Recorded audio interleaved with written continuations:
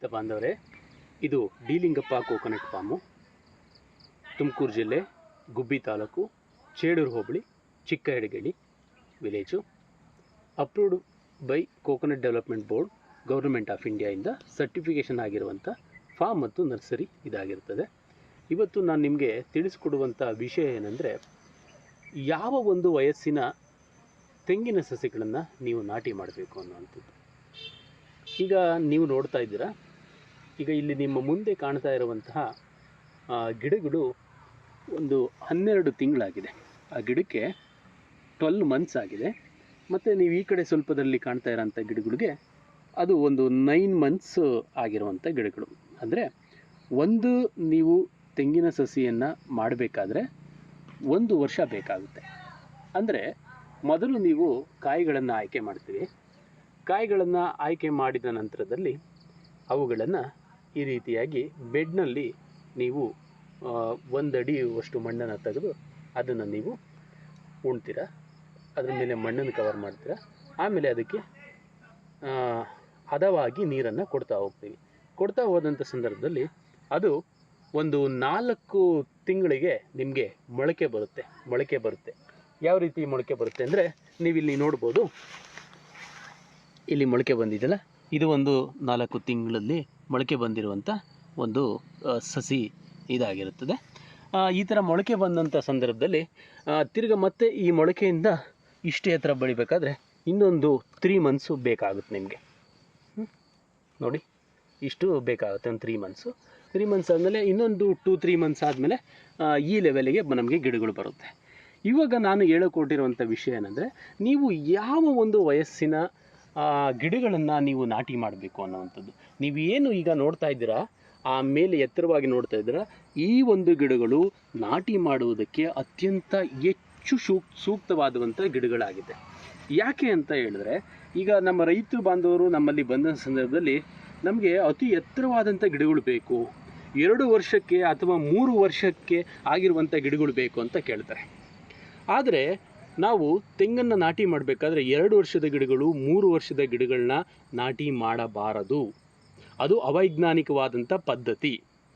ಈಗ ನಾನು ನಿಮಗೆ ಹೇಳೋದಾದರೆ, ಬೆಳೆಯುವ ಸಿರಿ ಮೊಳಕೆಯಲ್ಲಿ ಅನ್ನೋ ರೀತಿಯಲ್ಲಿ ಯಾವುದೇ ಒಂದು ಗಿಡವನ್ನು ಒಂದು ನರ್ಸರಿ ಬೆಡ್ಡಿಂದ ಮತ್ತೆ ಇನ್ನೊಂದು ಕಡೆ ಟ್ರಾನ್ಸ್ಪ್ಲಾಂಟ್ ಮಾಡ್ತಾ ಇದ್ದೀರಾ ಅಂತ ಒಂದು ಸಂದರ್ಭದಲ್ಲಿ ಆ ಒಂದು ಗಿಡ ಅದು ಚಿಕ್ಕದೇ ಆಗಿರಬೇಕು. ಯಾಕೆ ಅಂದರೆ, ಇಲ್ಲಿನ ವಾತಾವರಣವನ್ನು ದಿಂದ ತೆಗೆದುಕೊಂಡು ಹೋಗಿ ನಿಮ್ಮ ವಾತಾವರಣಕ್ಕೆ ಅದು ಸೆಟ್ ಆಗಬೇಕು ಅಂತಂದರೆ, ಅದು ಚಿಕ್ಕ ಮಕ್ಕಳಿದ್ದಂಥ ಸಂದರ್ಭದಲ್ಲಿ ಚಿಕ್ಕದಾಗಿರುವಾಗ ತುಂಬ ಚೆನ್ನಾಗಿ ಸೆಟ್ ಆಗುತ್ತೆ. ನಾನು ನಿಮಗೆ ಒಂದು ಉದಾಹರಣೆಯನ್ನು ಕೊಡಬೇಕಾದ್ರೆ, ಈಗ ನಾವು ತರಕಾರಿಗಳನ್ನು ಬೆಳೀತೇವೆ.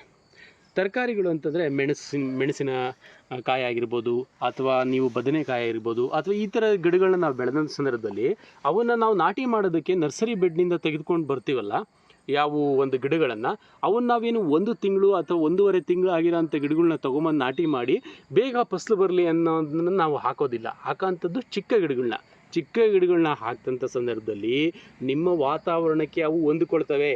ನಿಮ್ಮ ವಾತಾವರಣಕ್ಕೆ ಹೊಂದ್ಕೊಂಡು ಅದಕ್ಕೆ ಕಡಿಮೆ ಬೇರುಗಳು ಬಂದಿರುತ್ತೆ. ಅದರಿಂದ ಅಲ್ಲಿ ನಿಮಗೆ ಬೆಳವಣಿಗೆಯನ್ನು ಅವು ಚೆನ್ನಾಗಿ ಸ್ಟಾರ್ಟ್ ಮಾಡ್ತವೆ. ಆವಾಗ ಸ್ಟಾರ್ಟ್ ಮಾಡಿದಂಥ ಸಂದರ್ಭದಲ್ಲಿ ಅವು ನಿಮಗೆ ಅತಿ ಉತ್ತಮವಾಗಿ, ನೀವೇನು 2 ವರ್ಷದ ಗಿಡ, 3 ವರ್ಷದ ಗಿಡ ಬೇಕು ದೊಡ್ಡದು ಅಂತಿದ್ದೀರಲ್ಲ, ಆ 1 ವರ್ಷಕ್ಕೆ ಅಷ್ಟೇ ಬೆಳವಣಿಗೆ ಬರ್ತಾವೆ. ಅವು ಬೆಳವಣಿಗೆ ಬಂದು ನಿಮಗೆ ಬೇಗ ಫಸಲಿಗೆ ಬರುತ್ತೆ. ಮತ್ತು ಫಸಲನ್ನು ಕೂಡ ತುಂಬ ಚೆನ್ನಾಗಿ ನಿಮಗೆ ಆ ಫಸಲು ಕೂಡ ಬರುತ್ತೆ. ಅದೇ ನೀವು ದೊಡ್ಡ ಗಿಡಗಳನ್ನ ನಾಟಿ ಮಾಡಿದ್ರೆ ಏನಾಗುತ್ತೆ ಅನ್ನುವಂಥದ್ದು, ಅತಿ ದೊಡ್ಡ ಗಿಡಗಳನ್ನ ನೀವು ನಾಟಿ ಮಾಡಿದಂಥ ಸಂದರ್ಭದಲ್ಲಿ ಅದು 5 ಫೀಟ್ ಇರುತ್ತೆ, 6 ಫೀಟ್ ಇರುತ್ತೆ ಗಿಡ. ಇಲ್ಲಿ ನಿಮಗೆ 2-3 ವರ್ಷ ಬೆಳೆದಿರಬೇಕಾದ್ರೆ ಆ ತೆಂಗಿನ ಗಿಡಗಳು ಏನು ಬೇರುಗಳಿರುತ್ತಲ್ಲ, ಅದು ಪೂರ್ತಿ ಇಷ್ಟು ಸುತ್ತ, ಅಂದರೆ ನಿಮಗೆ ಒಂದು 3.5 ಅಡಿಯವರೆಗೂ ಕೂಡ ಆ ಬೇರುಗಳು ಬಂದಿರುತ್ತೆ. ಇಲ್ಲಿಂದ ಇಲ್ಲಿನವರೆಗೂ ಬಂದಿರುತ್ತೆ, ಇಷ್ಟು ದೊಡ್ಡ. ಆವಾಗ ನಾವು ಅದನ್ನು ಕಿತ್ಕೊಡ್ಬೇಕಾದ್ರೆ ಏನು ಮಾಡ್ತಾರೆ ರೈತರು ಅಂದರೆ, ಇದನ್ನು ಮಾತ್ರ ಹಿಂಗೆ ಕಿತ್ಕೊಟ್ಬಿಡ್ತಾರೆ. ಆವಾಗ ಬೇರೆಲ್ಲ ಪೂರ್ತಿ ಇಲ್ಲಿರೋಂಥ ಬೇರೆಲ್ಲ ಲಾಸ್ ಆಗಿಬಿಡುತ್ತೆ, ಅದು ಹೋಗುತ್ತೆ. ಆವಾಗ ನೀವು ಅದನ್ನು ತೊಗೊಂಡೋಗಿ ದೊಡ್ಡ ಗಿಡವನ್ನು ಹಾಕಿದಂಥ ಸಂದರ್ಭದಲ್ಲಿ ಬೇರು ಲಾಸ್ ಆಗಿರೋದ್ರಿಂದ ನಿಮಗೆ 100 ಗಿಡ ಹಾಕಿದರೆ ಅಲ್ಲಿ 25-30 ಗಿಡ ಹೋಗುತ್ತೆ. ಫಸ್ಟು 1 ತಿಂಗಳಲ್ಲೇ ಹೋಗ್ಬಿಡುತ್ತೆ. ಯಾಕೆಂದರೆ ಅದು ಈಸಿಯಾಗಿ ಹೊಂದ್ಕೊಳ್ಳೋದಕ್ಕಾಗೋದಿಲ್ವಲ್ಲ, ಬೇರು ಹೋಗಿರೋದ್ರಿಂದ. ಅದಕ್ಕೆ ಆ ಗಿಡಗಳು ಇಲ್ಲಿಂದ ಮೇಲಿಂದ ಎಲ್ಲ ಗರಿಗಳೆಲ್ಲ ಒಣಗುತ್ತೆ. ಗರಿಗಳೆಲ್ಲ ಒಣಗಿ ಆಮೇಲೆ ಹೊಸ ಸುಳಿ, ಮತ್ತೆ ಇಲ್ಲಿಂದ ಹೊಸ ಸುಳಿ ಬಂದು ಆವಾಗ ಗಿಡ ಅದನ್ನು ಚೇತರಿಸ್ಕೊಳ್ಳುತ್ತೆ. ಅಷ್ಟು ಚೇತರಿಸ್ಕೊಳ್ಬೇಕಾದ್ರೆ 1 ವರ್ಷ ಕಳೆದಿರುತ್ತೆ ಗಿಡಕ್ಕೆ. 1 ವರ್ಷ ಕಳೆದಿರುತ್ತೆ. ಆ 1 ವರ್ಷದಲ್ಲಿ ಆ ಗಿಡದ ಬೆಳವಣಿಗೆ ಕುಂಠಿತ ಆಗಿರುತ್ತೆ. 1 ವರ್ಷದ ಬೆಳವಣಿಗೆ ಕುಂಠಿತ ಆಗಿರುತ್ತೆ. ಆದ್ದರಿಂದ ಗಿಡಗಳು ನಿಮಗೆ ಬೆಳಿಬೇಕಾದ್ರೂ ಕೂಡ ತೀರಾ ಸಪೂರವಾಗಿ ಸಣ್ಣ ಬರ್ತಾ ಹೋಗ್ತವೆ. ಗಿಡಗಳ ಸಪೂರತೆ ಬರುತ್ತೆ. ಸಪೂರತೆ ಬಂದಂಥ ಸಂದರ್ಭದಲ್ಲಿ ಅದರಲ್ಲಿ ಇಳುವರಿ ಕುಂಠಿತ ಆಗುತ್ತೆ, ಬೆಳವಣಿಗೆ ಕುಂಠಿತ ಆಗುತ್ತೆ, ಮತ್ತು ಫಸಲಿಗೆ ಬರುವಂಥದ್ದು ಕೂಡ ನಿಮಗೆ ಅತಿ ಲೇಟ್ ಆಗುತ್ತೆ. ಬಂದರೂ ಕೂಡ ಅದು ನಿಮಗೆ ಉತ್ತಮವಾದಂಥ ಫಲವನ್ನು ಕೊಡುವುದಿಲ್ಲ. ಅದೇ ನೀವು ಈ 1 ವರ್ಷದ ಗಿಡಗಳನ್ನು ನಾಟಿ ಮಾಡಿದ್ರೆ ಇದು ವೈಜ್ಞಾನಿಕವಾಗಿ ಈ ಗಿಡಗಳ ಬೇರು ತುಂಬ ಹರಡ್ಕೊಂಡಿರೋದಿಲ್ಲ. ನಾವು ಇದನ್ನು ಕಿತ್ತು ಕೊಟ್ಟಂಥ ಸಂದರ್ಭದಲ್ಲಿ ಅದನ್ನು ನೀವು ತೊಗೊಂಡೋಗಿ ಮಣ್ಣಾಗಿ ಇಟ್ಟಂಥ ಸಂದರ್ಭದಲ್ಲಿ ಇದರಲ್ಲಿ ಇಲ್ಲಿ ಏನು ಬೆಳವಣಿಗೆ ಇರುತ್ತಲ್ಲ ಅಷ್ಟೇ ಬೆಳವಣಿಗೆ ಸ್ಟಾರ್ಟ್ ಆಗುತ್ತೆ. ನೋಡಿ ಇಲ್ಲಿಂದ ಆ ಒಂದು ಗಿಡಗಳನ್ನ ನೋಡಬೇಕಾದ್ರೆ ಇದು 3 months ಗ್ಯಾಪ್ ಇದೆ. ಇದಕ್ಕೆ ನಿಮಗೆ ತೋರಿಸ್ಬೇಕು ಅಂತಲೇ ಈ ರೀತಿ ಬೆಳೆಸಿರೋ ಅಂತ 3 ತಿಂಗಳು ಗ್ಯಾಪ್ ಇದೆ. 3 ತಿಂಗಳಿಗೆ ಆ ಗಿಡ ಆಲ್ರೆಡಿ 1.5 ಅಡಿ ಅತಿ ಎತ್ತರವಾಗಿ ಬೆಳೆದಿರುತ್ತೆ. ಆವಾಗ ನೀವು ಇದನ್ನೇ ತೊಗೊಂಡು ಹಾಕಿದಾಗ 1 ವರ್ಷ ಕಳೆಯುವಷ್ಟೊತ್ತಿಗೆ ನಿಮಗೆ ಆ ಗಿಡ ನೀವೇನು 5 ಫೀಟು 6 ಫೀಟು ಬೇಕು ಅಂತ ಹೇಳಿದ್ರಲ್ಲ ಅಷ್ಟು ಎತ್ತರಕ್ಕೆ ಬರುತ್ತೆ ಗಿಡ. ನಿಮಗೆ ಅವಾಗ 4.5ರಿಂದ 5 ವರ್ಷಕ್ಕೆ ನಿಮಗೆ ಫಸಲು ಬಿಡೋದಕ್ಕೆ ಪ್ರಾರಂಭ ಮಾಡುತ್ತೆ ಈ ಒಂದು ಗಿಡ. ಹಾಗಾಗಿ ರೈತರಿಗೆ ಹೇಳುವಂಥದ್ದೇನು, ನೀವು ಕಡಿಮೆ ಎತ್ತರದ 1 ವರ್ಷದ ಒಳಗಿನ ತೆಂಗಿನ ಸಸಿಗಳನ್ನೇ ನೀವು ನಾಟಿ ಮಾಡಬೇಕು. ಆಗ ಮಾಡಿದಾಗ ಮಾತ್ರ ನಿಮಗೆ ಉತ್ತಮ ಫಲ ಬರೋದಕ್ಕೆ ಸಾಧ್ಯ. ನೀವು ಬೇರೆ ನರ್ಸರಿಗಳಲ್ಲಾಗಿರ್ಬೋದು ನಿಮಗೆ ದೊಡ್ಡ ಗಿಡಗಳನ್ನು ಬೆಳೆಸಿ 3 ವರ್ಷ 4 ವರ್ಷ ಈ ಗಿಡ ಆಗಿದೆ, ಹಾಗಾಗಿ ಇದನ್ನು ನೀವು ತೊಗೊಂಡೋಗಿ ಹಾಕಿದರೆ 3 ವರ್ಷಕ್ಕೆ ಇನ್ನು ನಿಮಗೆ ಫಲ ಬರುತ್ತೆ ಅನ್ನುವಂಥದ್ದನ್ನು ಹೇಳ್ತಾರೆ. ದಯವಿಟ್ಟು ಆ ಒಂದು ಇದಕ್ಕೆ ನೀವು ಒಳಗಾಗಬೇಡಿ. ಆದ್ದರಿಂದ ಚಿಕ್ಕ ಗಿಡಗಳನ್ನೇ ಬೆಳೆಸಿ ಅದು ತುಂಬ ಚೆನ್ನಾಗಿ ಬೆಳೆಯುತ್ತೆ ಅನ್ನೋವಂಥದ್ದು ಇವತ್ತಿನ ಒಂದು ವಿಡಿಯೋದ ಸಾರಾಂಶ ಇದಾಗಿರುತ್ತದೆ. ಇದರಿಂದ ನೀವು ಕೂಡ ಉತ್ತಮವಾದ ಫಸಲು ತಗೋಬೋದು.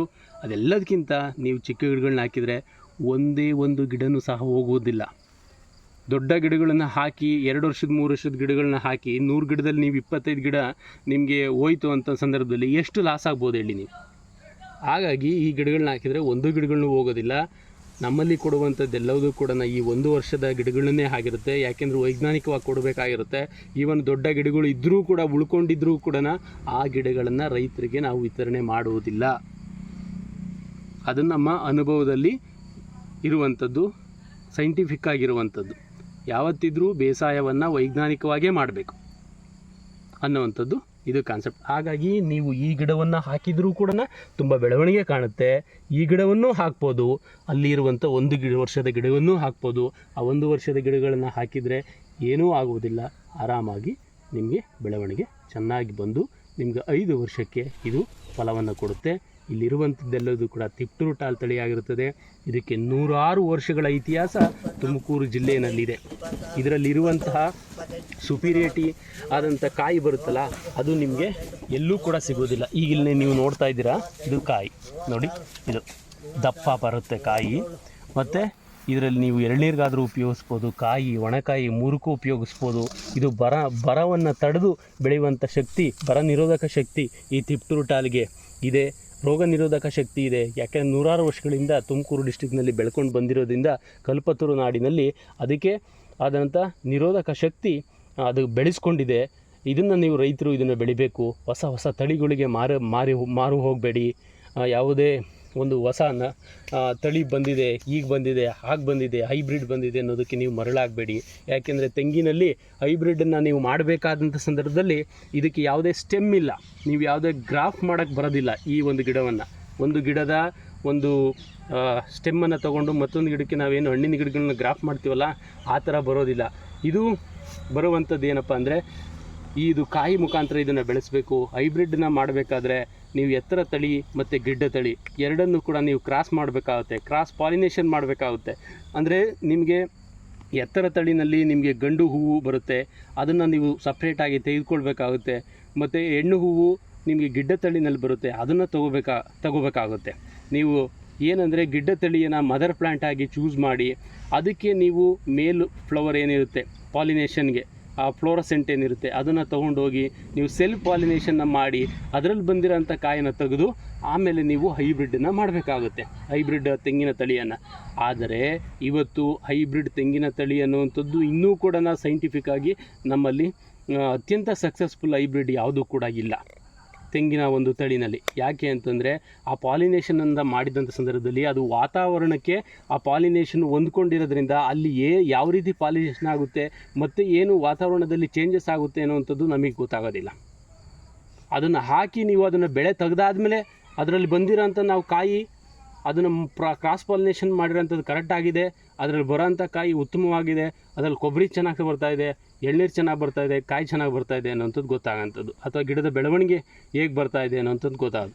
ಅದು ಪ್ರತಿಯೊಂದು ಕ್ರಾಸ್ ಪಾಲಿನೇಷನ್ಗೂ ಬೇರೆ ಬೇರೆ ಆಗ್ತಾ ಹೋಗುತ್ತೆ. ಇವತ್ತು ನಾವು ಮಾಡಿರೋಂಥ ಕ್ರಾಸ್ ಪಾಲಿನೇಷನಲ್ಲಿ ಸಿಕ್ಕಿರೋಂಥ ಕಾಯಿಗಳನ್ನ ನಾವು ತೆಂಗಿನ ಸಸಿಗಳನ್ನ ಬೆಳೆಸಿ 4-5 ವರ್ಷ ಆದಮೇಲೆ ಅದರ ಫಲ ಬಂತು ಅಂತಂದರೆ, ಆದರೆ ನೆಕ್ಸ್ಟ್ ಇನ್ನೊಂದು ಕ್ರಾಸ್ ಪಾಲಿನೇಷನ್ ಮಾಡಿ ತಿರ್ಗಾ ಹೈಬ್ರಿಡನ್ನು ಮಾಡ್ತೀವಲ್ಲ ಅದು ಅಷ್ಟೇ ಚೆನ್ನಾಗಿ ಬರುತ್ತೆ ಅನ್ನುವಂಥದ್ದಿಲ್ಲ. ಹಾಗಾಗಿ ನೀವು ಏನಂದರೆ ಈಗಿರುವಂಥ ಮದರ್ ಪ್ಲಾಂಟಿನಿಂದಲೇ ಚೂಸ್ ಮಾಡಿರುವಂಥ ಒಂದು 40 ವರ್ಷದ ಗಿಡಗಳ ಮುಖಾಂತರ ತೆಗೆದು ಮಾಡಿದಂಥ ಈ ಒಂದು ಬೀಜದ ಕಾಯಿಂದ ಮಾಡಿರೋಂಥ ಗಿಡಗಳನ್ನ ಹಾಕಿದಾಗ ನಿಮಗೆ ಅತ್ಯಂತ ಉತ್ತಮವಾದಂಥ ಫಲ ಸಿಗುತ್ತೆ ಅನ್ನೋಂಥ ಹೇಳಿ ಮಾತುಗಳನ್ನು ಮುಗಿಸ್ತಾ ಇದ್ದೀನಿ.